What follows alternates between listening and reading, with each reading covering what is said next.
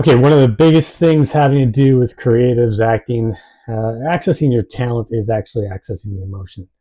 The emotion is going to be the thing that's going to be able to set you apart, where you actually build what I call a vacuum or a cavity within yourself, where literally your ability to be able to receive into an emotional cavity, which is what talent actually is. The expansion process of how you change according to what you receive is the ability and literally a definition of acting, arts, music, all of it, everything creative.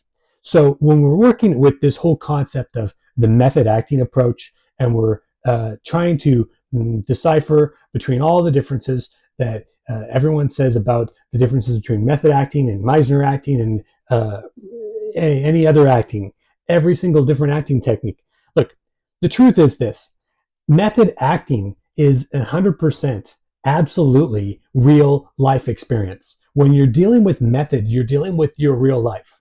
There is not any technique anywhere in this world that has ever been consistently developed or done that doesn't include an aspect of reflection, of self-reflection in the arts and creative crafts.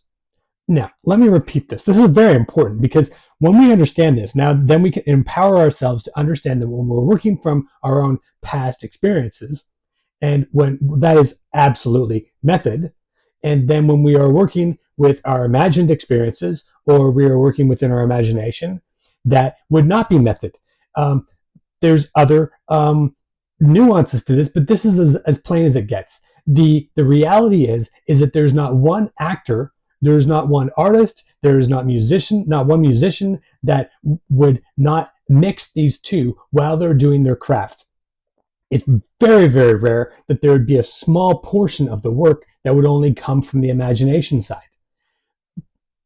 Typically, we're dealing with people that are accessing their life experience. If there's any life experience at all that comes into their work, then they're working according to method acting. And when we understand that, then we understand that we are working in a way that's we can empower ourselves. We can do all kinds of incredible creative things when we're able to understand that we don't need to be afraid of being method. Now, I've seen 25,000 hours of acting classes, all types of people, top people in every kind of walk of creative life. And that's just the acting class side of it.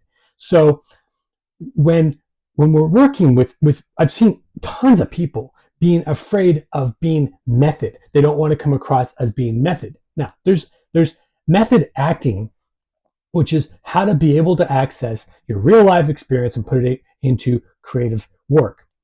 Let's get into this quickly. So, how to be able to achieve that would be the ability to be able to, without blocks or hindrances, without any kind of encumbrances or personal blocks within yourself, be able to access past memory of sorts. And that could be muscle, it could even be muscle memory, it could be memory of a past actual memory experience, it could be anything that's from your life experience. When you're accessing your life experience, you're participating in method acting, whether you want to be or like it or don't like it. It's just the fact. Now, when you're able to do that in a way that has complete freedom in your work, that's when you're going to start hitting the creative levels, which is the creative levels of which you will reach your creative heights. You want to be able to, and the way to be able to achieve your own creative height is the ability to be able to self-activate the personal life experience.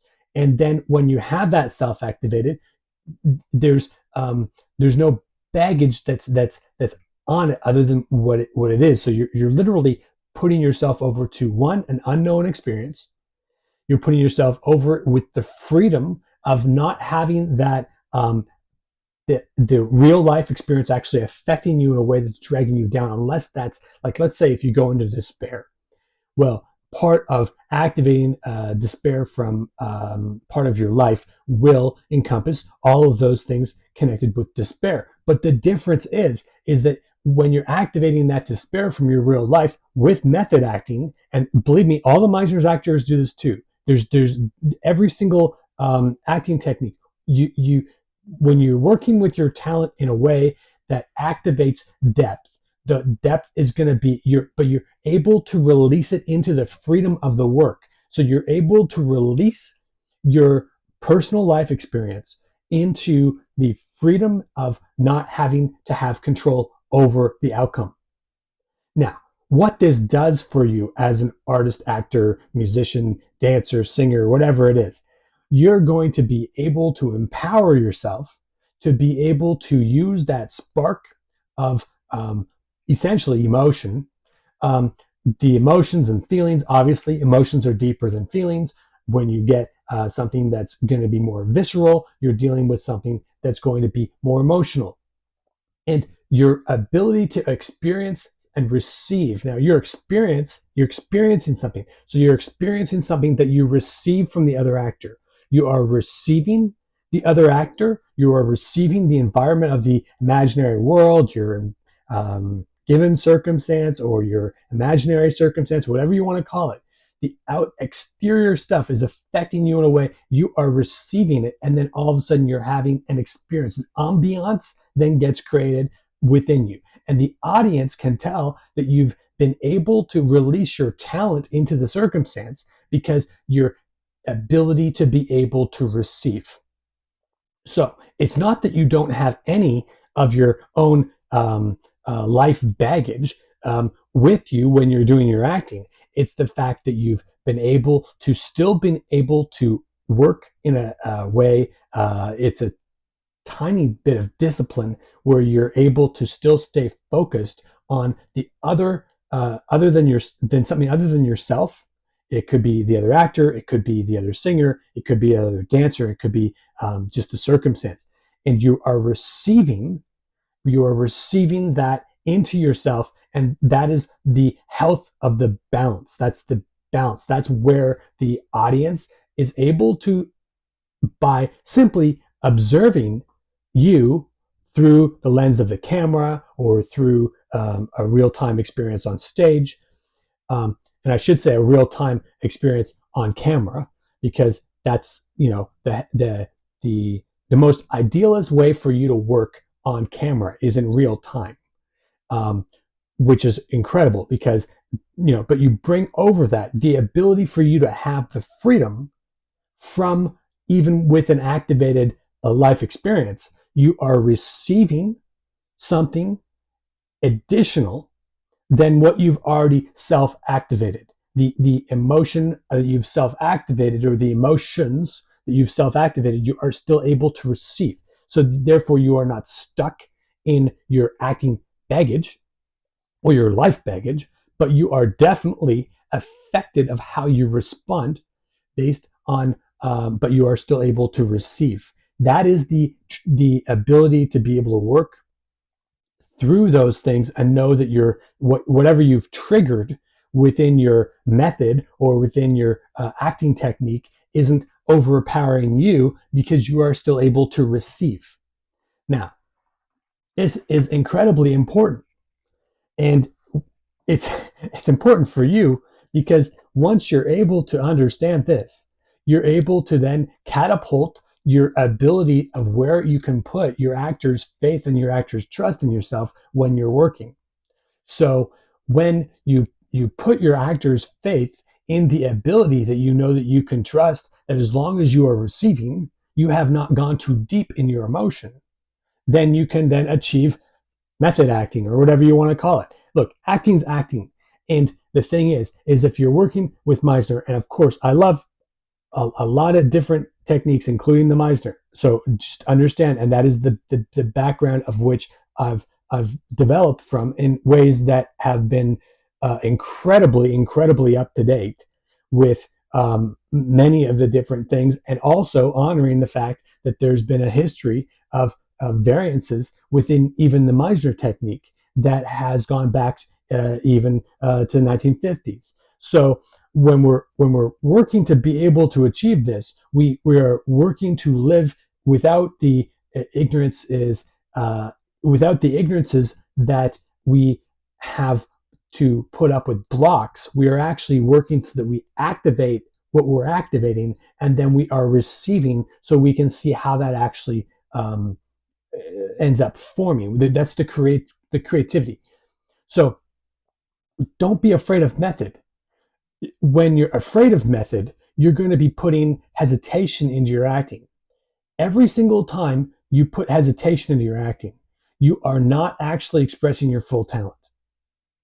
Every single time you put hesitation into your acting, you're not actually experiencing your full talent.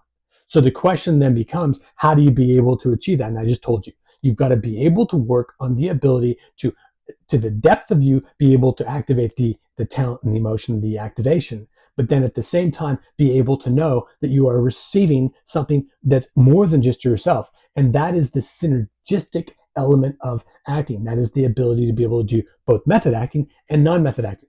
Now, non-method acting is going to encompass great imagination.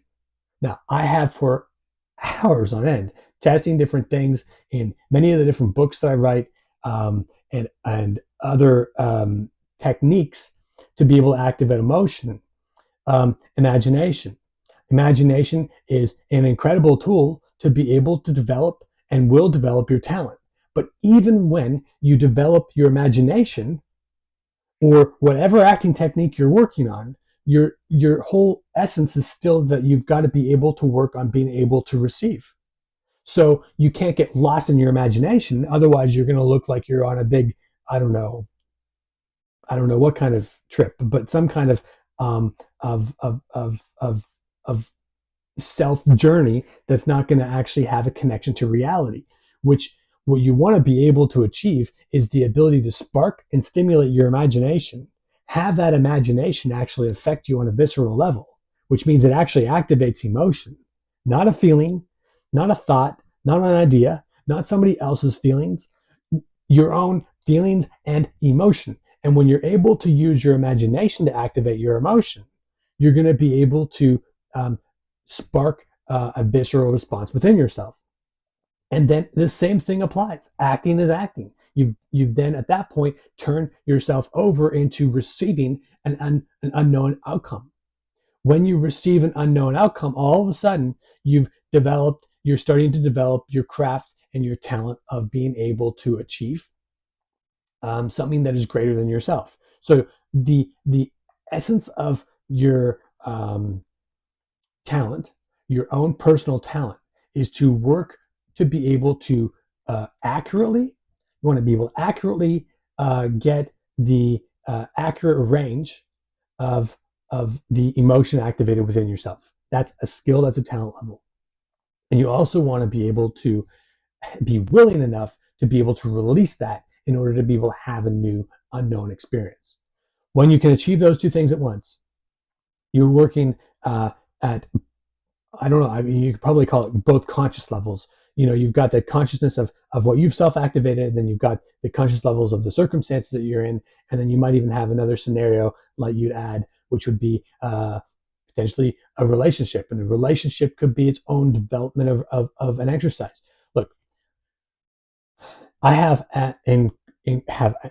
incredibly spent time where, and this is outside of the 25,000 hours of classes, of acting classes time, where myself I would I would see something in class, or I would brainstorm in my imagination, and it happened all sorts of ways, both ways, and then I would make sure that I was working to be able to activate the ability that I could activate that range of emotion, and then be able to practice the ability of that emotional preparation, that emotional activation, um, and then be able to live out something with that. Now, if I was rehearsing alone, I would be able to activate that emotion, isolate what aspect I wanted to have or not have, or be able to figure that out. Now, if you're working with the emotional preparation books, there's 800 emotions in those books. 800 emotions that every single actor, every single singer, every single dancer, every single creative, seriously, honestly, I mean, painters and poets should be able to use those materials to be able to create things, including songwriters. So it's incredibly important where you isolate what that range is or those ranges of the emotions and then be able to activate those. Now, what I would do is if I was rehearsing alone, then I would start an impromptu um, monologue. That would be an improvised monologue based off of what emotion I have just sparked. Sometimes I would do a scene directly at the mirror and literally be able to do that. Sometimes I would pick an object in the room and work to be able to formulate that. If I was working on a relationship, I would still, again, you can't be afraid of mixing the method acting with the imagination acting. You want to be able to figure out if you can find what triggers those emotions within you and be able to self activate those triggers.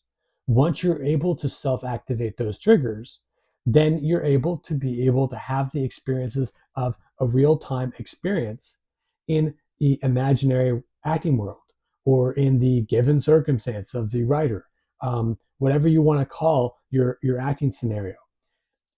Practicing that, like for instance, for relationships, I would go do copious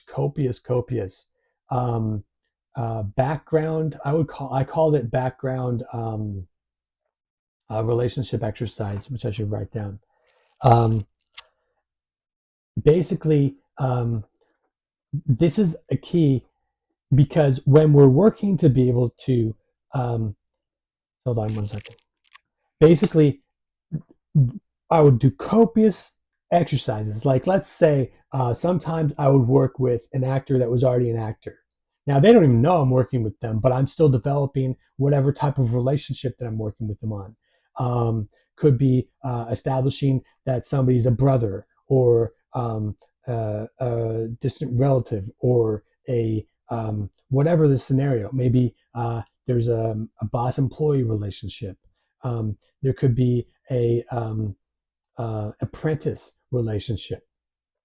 Whatever those are, I would go in and I would have copious, detailed imagination, daydreams about being in a relationship with whomever I was working with, whoever I was building a relationship with. And then I could literally take that entire imagination, that entire imaginary activation. Now, the imagination of the activation would activate me viscerally. Well, then all I have to do is get myself to work in there's a few different things I'm not telling you, but it's basically I would work to be able to reactivate those things while I was out working actually in the scene. So when I go to work on the scene and I've worked on what it feels like to be in an apprentice situation, what it feels like to be in a whatever type of relationship that was in the actual script that I was working on or project that I was working on, then I would be able to identify those elements by activating that, making sure I was working at an emotional level, activating the emotion, and then being able to go into the impromptu to I would wait for this is important. I would wait until there was a deep spark. Um, and then once the spark happened, now a spark's different than a trigger. A trigger is something that will happen sometimes in interaction, for acting interaction, or in emotional exploration. I would wait till I was deep enough where I knew my depth level, where once I started the focus of the concentration, um, and started to express the impromptu monologue, I would literally then be in a complete what would be a free flow of energy, and that would be the way to be able to continue to practice to rehearse the ability to be able to achieve that. So this is an important thing. You don't want to be afraid of method acting. You don't want to be afraid of Meisner acting. If people say that they know all about the differences and they say that there's going to be harm done to people with method, there's never ever been an imagination exercise that doesn't affect the. I mean, they're very. It's very rare that there would be anybody that would be even nearly talented enough to be able to stay in their imagination long enough to be able to carry their imagination over directly only into the imaginary circumstance or imaginary given circumstance. So it happens, but these are people that look. I've been working on this stuff for 28, 35 years. I don't know how long, but it's been a long time. So it's taken time and development to be able to work on both levels. But still, even when I'm working within my imagination, I'm still open to real life experiences will still bleed in to the experiences in my acting. Now, because I've worked so long and hard at this, there is a lot of truth to the fact that a lot of times there would be no real life activation happening in my acting except for pure imaginary work within the scene. And when I started breaking through those levels many years ago, oh man, it was a whole nother element. But also, um, it supported the ability to make sure that I had myself in check emotionally in every single way, both personally, professionally, creatively, all that. And then at a certain point when I was working on the emotional preparations books, to be able to experiment with the different emotions and the techniques on being able to get the emotions, literally at that point, I started to intentionally put myself over the edge of what I knew would be my own barrier.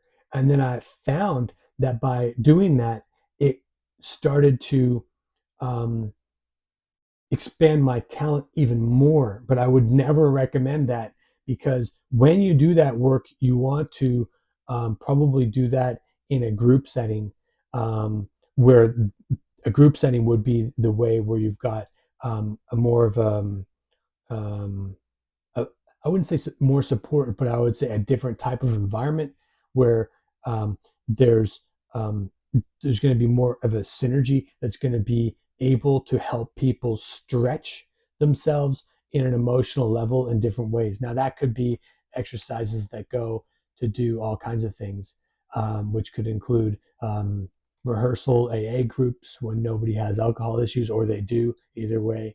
Um, or other types of self-help groups, or scenarios where you're put in to making a decision as a group where